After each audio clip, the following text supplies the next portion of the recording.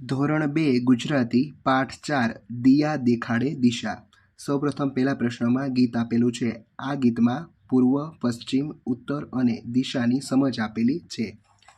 તેના આધારે આપણે પ્રશ્ન 2 જોઈએ। શબ્દ વાંચો અને લખો। પૂર્વ, દક્ષિણ, નમીએ, પાછળ, આથમતા, ઉત્તર, સૂરજદાદા, પશ્ચિમ અને જમણે। પ્રશ્ન 3 ચિત્રના આધારે નીચે આપેલ વિધાન સાચા હોય તેમાં સાચું કરવાનું અને ખોટું હોય તેમાં ખોટું કરવાનું। પહેલું, સૂરજ આથમી રહ્યો છે, ખોટું। સૂરજ ઉગી રહ્યો છે। છોકરીનું મોં પૂર્વ દિશામાં છે, સાચું। તો આપણે પશ્ચિમ દિશામાં ખોટું કરીશું। છોકરીની પીઠ પશ્ચિમ દિશા તરફ છે, સાચું। આમાં ખોટું। છોકરીના ડાબા હાથે ઉત્તર દિશા છે, સાચું। આ ખોટું। છેલ્લું વાક્ય, છોકરીના જમણા હાથે દક્ષિણ દિશા છે, સાચું। આ ખોટું। ચાલો એના પછી ચોથા પ્રશ્નમાં તમારે મૌખિક ચર્ચા કરવાની છે। પહેલો પ્રશ્ન, ગીતની કઈ પંક્તિઓ તમને ગમી? તમને જે પંક્તિ ગમી હોય તે તમારે લખવાની। તમને ઉગતો સૂરજ ગમે કે આથમતો અને કેમ? ઉગતો સૂરજ, કારણ કે તે પ્રકાશ આપે છે। ઘરમાં, તમારા ઘરમાં સૂરજનો તડકો કઈ દિશામાં આવે છે?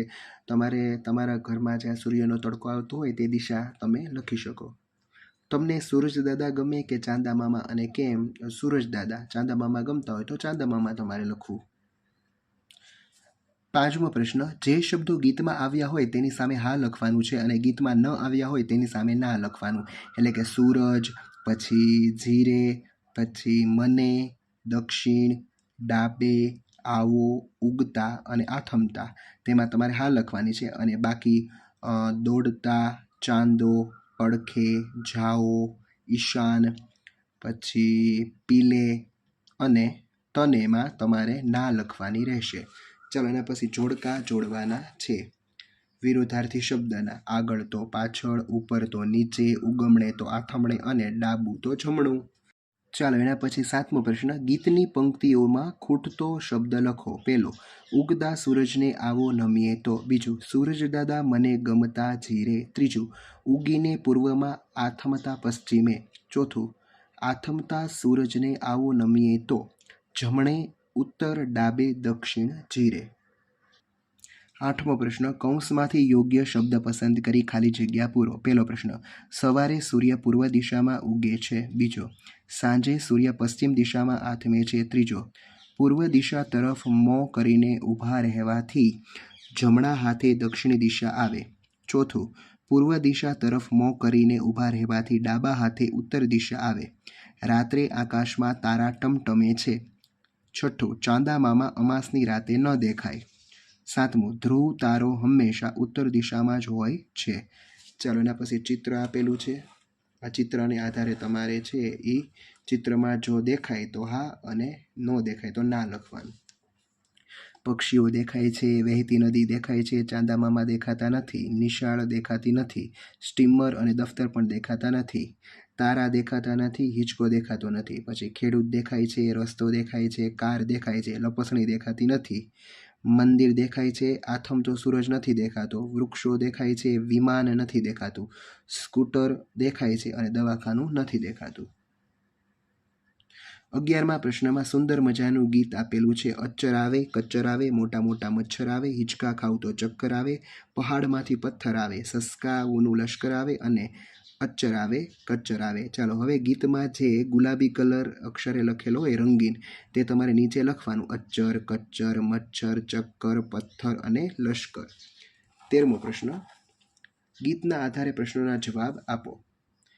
ગીતની પહેલી લીટીમાં અચ્ચર જેવો બીજો કયો શબ્દ છે? તો કે કચ્ચર।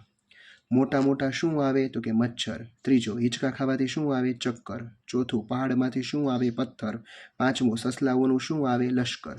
ચાલો 14મા પ્રશ્નમાં તમારે નમૂના પ્રમાણે શબ્દો બનાવીને સામે લખવાના છે। કચ્ચર, ખચ્ચર, જબ્બર, બબ્બર અને રબ્બર।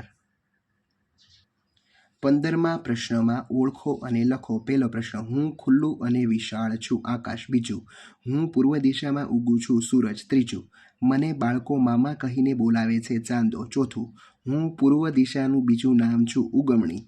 પાંચમું, હું રાત્રે ઉત્તર દિશામાં દેખાઉં છું ધ્રુવ તારો. અને છઠ્ઠું, મારે ત્યાં બસ ઊભી રહે છે, બસ સ્ટોપ. ચાલો એના પછી 16મા પ્રશ્નમાં સુંદર મજાની ચિત્ર વાર્તા આપેલી છે જેનું નામ છે દિયા દેખાડે દિશા. ચાલો એના આધારે આપણે પ્રશ્નના જવાબ જોઈએ. 17મો પ્રશ્નમાં તમારે જુદા જુદા શબ્દો આપેલા છે. આ શબ્દો તમારે વાંચવાના છે અને ત્યારબાદ આપેલી સામેલી જગ્યામાં લખવાના રહેશે. ચાલો 18મો પ્રશ્ન, મૌખિક વાતચીત કરો અને મૌખિક ઉત્તરો આપો. પહેલો પ્રશ્ન, તમને સ્વપ્ન આવ્યું છે? કેવું? તો કે હા, જો ડરામણું સપનું આવ્યા હોય અને તમે ઝબકીને જાગી ગયા હોય તે પણ તમારે બોલવાનું. તમારા ઘરથી આપણી નિશાળ કઈ દિશામાં છે? તો જે દિશા હોય તે દિશા લખવાની. તમારા ઘરની પૂર્વ દિશામાં શું છે? તો કે શાળા. તમારે જે પૂર્વ દિશામાં હોય તે તમે લખી શકો. એવો કયો તહેવાર છે જેમાં દિશાનું નામ આવે? તો કે ઉત્તરાયણ. ઉત્તરાયણમાં ઉત્તર દિશા આવે. તમે પ્રવાસે જશો ત્યારે કઈ રમત રમશો? તો કે તમે જે રમત રમવાના હોય, અંતાક્ષરી કે સાપસીડી કે લૂડો કે સંગીત ખુરશી વગેરે.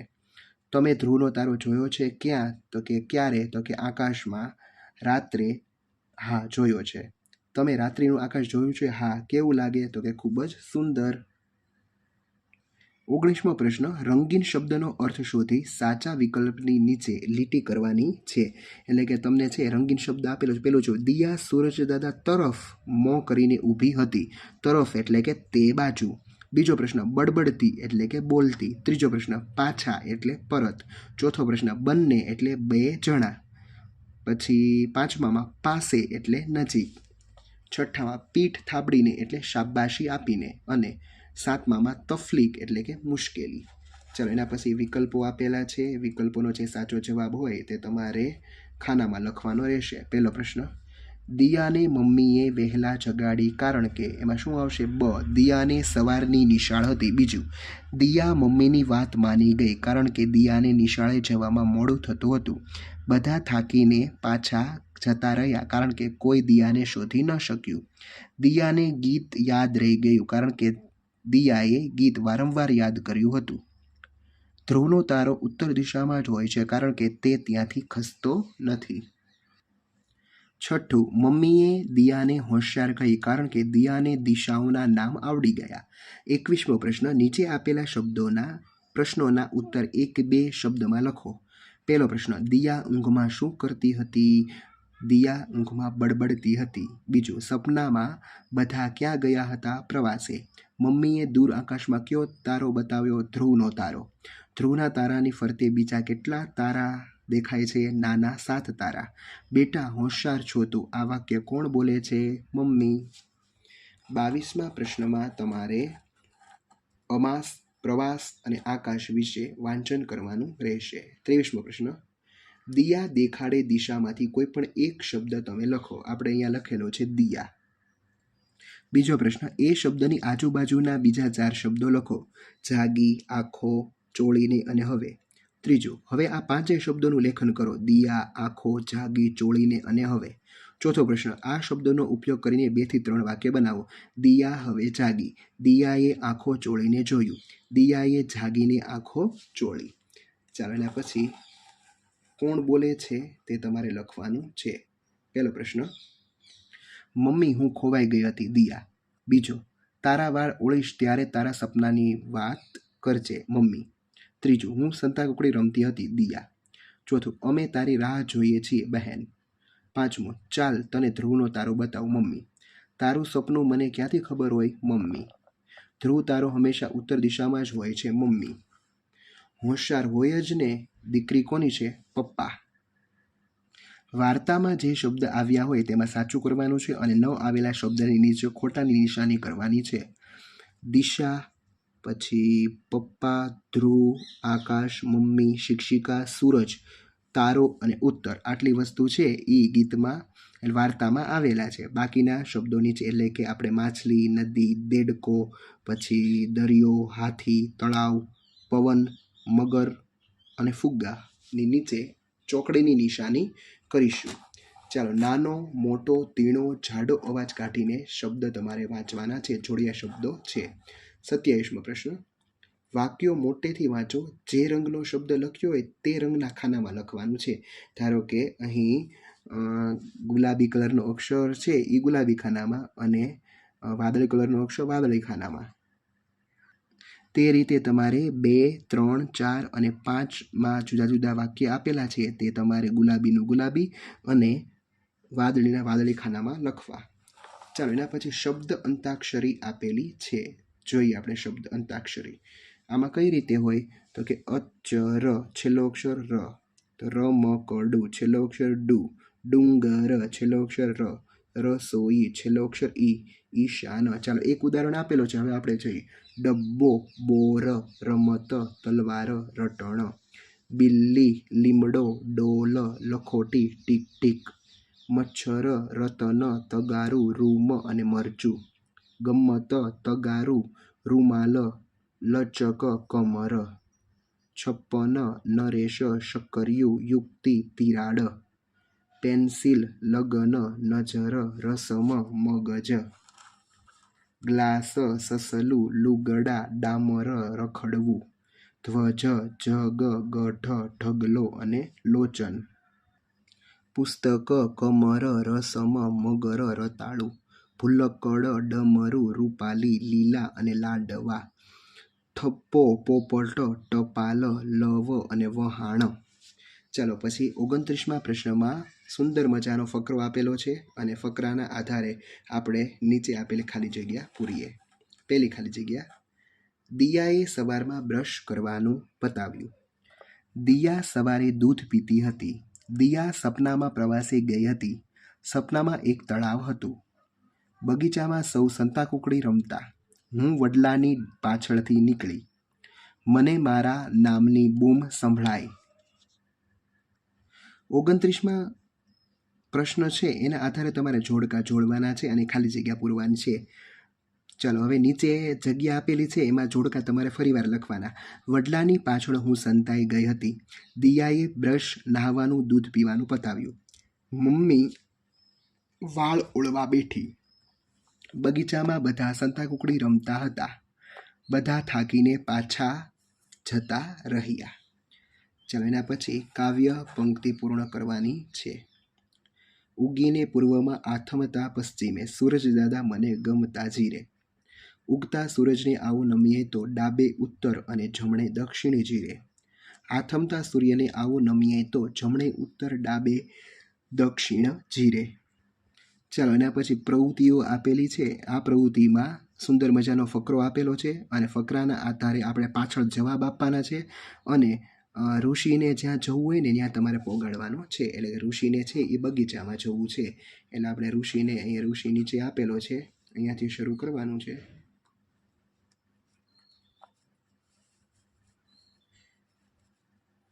આ ઋષિ છે એ બગીચે પહોંચી ગયો. પ્રવૃત્તિમાં પ્રશ્ન 3. પ્રવૃત્તિ 1 અને 2 ના આધારે ઉત્તરો લખો. પહેલો પ્રશ્ન, ઋષિને ક્યાં જવું હતું? ઋષિને બગીચામાં જવું છે. બીજો પ્રશ્ન, બગીચો કઈ દિશામાં છે? બગીચો પૂર્વ દિશામાં છે. ત્રીજો, ઉત્તર દિશામાં શું છે? ઉત્તર દિશામાં નદી છે. ચોથો, મંદિર કઈ દિશામાં છે? મંદિર દક્ષિણ દિશામાં છે. પાંચમો, સૂરજ ક્યાં ઉગ્યો છે? સૂરજ આકાશમાં ઉગ્યો છે. છઠ્ઠો, સૂરજની સામે કોણ ઊભું છે? સૂરજની સામે ઋષિ ઊભો છે. સાતમો, ઋષિની પીઠ કઈ દિશામાં છે? ઋષિની પીઠ પશ્ચિમ દિશામાં છે. ઋષિનું મોં કઈ દિશામાં છે? ઋષિનું મોં પૂર્વ દિશામાં છે. ઋષિ કઈ દિશાથી બગીચા તરફ થાય છે? ઋષિ પશ્ચિમ દિશાથી શરૂ કરીને પૂર્વ દિશા એટલે કે બગીચા તરફ જાય છે. પ્રવૃત્તિમાં ચોથો પ્રશ્ન, નીચેના શબ્દોનો ઉપયોગ કરીને તમારે વાક્ય બનાવવાનો છે. અલગ અલગ જુદા જુદા લંબચોરસમાં જુદા જુદા શબ્દો આપેલા છે. આ શબ્દોને આધારે તમારે જુદા જુદા વાક્ય બનાવવાના છે. કુલ 10 વાક્ય બનાવવાના છે. એમાં એક વાક્ય બનાવેલું છે કે સૂરજ પૂર્વમાં ઉગે છે. આ તારું દફતર છે. દિયા વડલા પાછળ સંતાઈ ગઈ. હું આજે નિશાળ ગયો હતો. બગીચો સુંદર છે. હવે દિયા જાગી. નિશાળ પૂર્વમાં છે. વડલા પાછળ દિયા છે. નિશાળે દફતર લઈ જવું જોઈએ. હું બગીચામાં સંતાઈ ગયો. તમે કોઈ પણ અને અલગ અલગ વાક્ય પણ બનાવી શકો. ચાલો, એના પછી ઘેર શીખીએ એમાં પહેલો પ્રશ્ન, શિક્ષકની મદદથી નીચેના શબ્દો વાંચો અને લખવાના છે. જુદા જુદા શબ્દો આપેલા છે, જોડિયા શબ્દો, એને તમારે લખવાના છે. બીજો પ્રશ્ન, વાક્યો મોટેથી વાંચો. જે રંગનો શબ્દ છે તે રંગના શબ્દના ખાનામાં જ લખો. એટલે કે તમારે લાલ કલરના ખાનામાં લાલ, વાદળી કલરના ખાનામાં વાદળી અને લીલા કલરના ખાનામાં લીલું લખવું. એવી જ રીતે તમારે 5મું, 6ઠું અને 7મા વાક્યમાં પણ અલગ અલગ રંગીન અક્ષરો રંગીન ખાનામાં લખવા. ત્રીજો પ્રશ્ન, ચિત્ર ઓળખીને કૌંસમાંથી શબ્દ પસંદ કરીને લખો. પેલું આંખ, ટૂથબ્રશ, રસ્તો, નિશાળ, તળાવ, બગીચો, વડલો, દફતર, ચાંદો, સૂરજ, તારા અને વાદળ. ચાલો એના પછી ફરી યાદ કરીએ. 2 વાક્યો વાંચો અને યોગ્ય ચિત્ર સાથે જોડો. જેમાં ક્ષ, શ્ર, રૂ અને ઋષિનો રૂ અથવા રૂમાલનો રૂ આવતો હોય તેના નીચે લીટી કરવાની છે અને લીટી કરીને તમારે સામે લખવાનું છે. ધારો કે અહીં ઋષિની નીચે લીટી, અહીં આપણે ક્ષિતિજની નીચે લીટી કરીશું. અહીં લખશું શ્રવણ, રૂમાલ. ચાલો અહીં આપણે લખીશું ઋષિ, અહીં લખશું શ્રવણ, રૂમાલ. અહીં ઋષભ. શ્રમિક ખાડો ખોદે છે એટલે કે શ્રમિક. ચાલો પછી ઋષભ નૃત્ય કરે છે, ક્ષિતિજ અને શ્રમિક. બીજો પ્રશ્ન, ગોળમાં આપેલા શબ્દો વાંચો. તે શબ્દોનો ઉપયોગથી કોઈ પણ 2 વાક્ય તમારે બનાવવાના છે. કોઈ પણ 2 વાક્ય તમે બનાવી શકો. ધારો કે 4 શબ્દો આપેલા છે, એમાંથી 2 શબ્દોનો ઉપયોગ કરીને વાક્ય બનાવ્યું. સોહમ કબડ્ડી રમે છે, કાગડાએ યુક્તિ કરી. ચાલો બીજો, આપણું રાજ્ય ગુજરાત છે, કાગડો તરસ્યો હતો. મને મુઠ્ઠી ભરીને વટાણા આપો, સૂરજે મને ધક્કો માર્યો. મારો ભાઈ ખૂબ મસ્તી કરે છે અને મારી પાસે લાલ જપ્પો છે. અહીં તમારું આ ચોથા પાઠનું સોલ્યુશન પૂરું થાય છે. હવે આપણે મૂલ્યાંકન પ્રશ્નપત્રમાં ફરીવાર મળીશું. Thank you.